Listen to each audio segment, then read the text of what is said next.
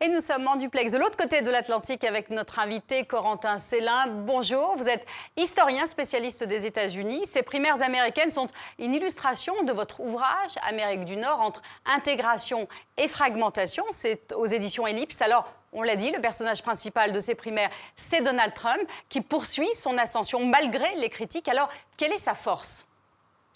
Bonjour Démet. Eh bien, la force de Donald Trump, c'est de s'adresser en fait à toutes les bases électorales du Parti républicain. En effet, ce qui tranche par rapport à ses concurrents, c'est que lors du Super Tuesday, par exemple, il l'a emporté aussi bien chez les républicains modérés du Nord-Est, dans le Massachusetts, par exemple, dans la région de Boston, et il l'a emporté tout aussi nettement en Géorgie, dans le sud, où là, on a une très forte majorité d'évangéliques, de protestants born again et conservateurs sociaux. Et donc, Trump s'adresse vraiment à toutes les bases électorales du Parti républicain qu'il parvient à séduire par un discours que l'on n'avait plus l'habitude d'entendre, y compris chez les républicains, un discours à la fois nationaliste, protectionniste et qu'il délivre de plus avec un style fait d'outrance. Donc Trump, sa grande force, c'est qu'il s'adresse à un électorat essentiellement blanc, très populaire et qui est en colère contre l'État. Et Trump lui apporte des réponses certes simplistes, mais c'est ce qui séduit et il s'adresse vraiment à toutes les bases électorales du Parti républicain. Mais alors, est-ce que, du coup, ça n'est pas le candidat idéal pour les Républicains, pour la Maison-Blanche ? Alors, je crois qu'on peut dresser deux niveaux. Dans la primaire, effectivement, aujourd'hui, il apparaît difficile de considérer un autre nominé que lui. Il a remporté déjà 10 des 15 premières primaires. Comme je l'ai dit, il remporte au moins une majorité relative des suffrages dans toutes les grandes bases électorales du Parti républicain, aussi bien chez les très conservateurs que chez les plus modérés. Et donc, pour être le nominé à la Maison-Blanche du Parti républicain, Trump est effectivement très bien parti. Mais maintenant, si l'on regarde pour l'élection générale, au contraire, son style outrancier, ses attaques xénophobes contre les Mexicains, contre les Hispaniques en général, ses propos également hostiles aux musulmans, font que Trump est extrêmement impopulaire auprès des minorités. Or, on le sait, en particulier depuis l'avènement d'Obama en 2008, à l'élection générale, ce sont ces minorités, les Hispaniques, les Afro-Américains, qui sont la clé du succès à la présidentielle. Donc, Trump nominé républicain, oui. Trump président, il y a peut-être encore quand même une longue route à franchir. Alors, côté républicain, il est très populaire au niveau de son électorat, mais aussi il est détesté, haï par l'establishment.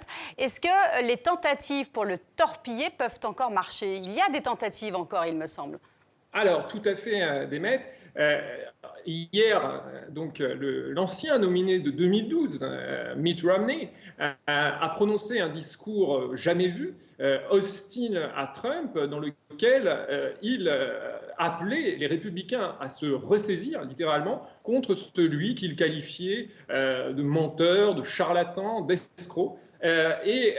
Donc, Mitt Romney, qui était l'incarnation, effectivement, de l'establishment républicain, de ces conservateurs défendant en particulier le big business et le secteur financier de Wall Street, Mitt Romney a pris violemment position contre le futur nominé. Mais on est tenté de dire que cette réaction intervient à la fois trop tard et de manière trop dispersée.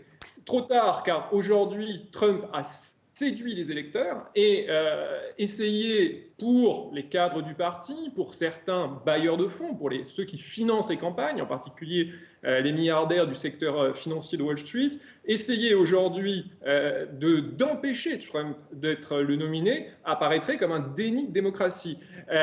Donc, c'est trop tard. Et par ailleurs, le Tooth of Trump qui tente de se mettre en place avec Romney, on a entendu également hier McCain, le nominé de 2008, redire ses craintes sur un Trump candidat républicain. Mais ce Tooth of Trump n'a pas de programme car il réunit des factions très différentes du Parti républicain. Il réunit à la fois, effectivement, l'establishment conservateur, j'allais dire favorable au big business, mais il réunit également, on le voit avec la candidature du sénateur du Texas, Ted Cruz, certains conservateurs évangéliques, conservateurs sociaux, très portés sur les valeurs morales, qui sont très hostiles à l'avortement, au mariage pour tous, et cette réunion un petit peu contre nature des différentes factions du Parti républicain serait assez malvenue. Corentin, il y a en face Hillary Clinton, qui, elle, est quasiment assurée de sa victoire pour son camp en cas de duel Trump-Hillary Clinton,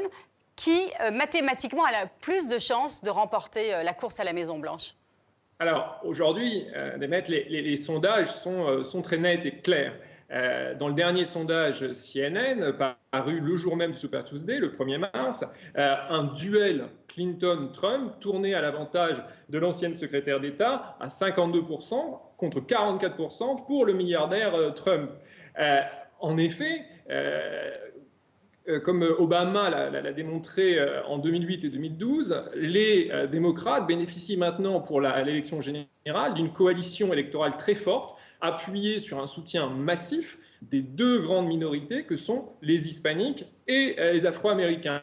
Et ces minorités, en particulier hispaniques, ayant été vilipendées, ayant été agressées verbalement par Trump y est très impopulaire. Et donc, a priori, Hillary Clinton est grande favorite face à Trump, mais attention, il y a quelques mois, tous les observateurs s'accordaient pour dire que Trump s'effondrerait, qu'il n'avait aucune chance pour la primaire républicaine, qu'il n'avait aucune chance de décrocher la nomination. Aujourd'hui, on voit ce qu'il en est. Donc, avantage a priori pour Hillary Clinton pour l'élection générale, car elle est appuyée sur les minorités, mais gare à Trump et gare à une dynamique de campagne qui peut révéler bien des surprises. Merci Corentin Célin d'avoir été notre invité malgré le décalage horaire.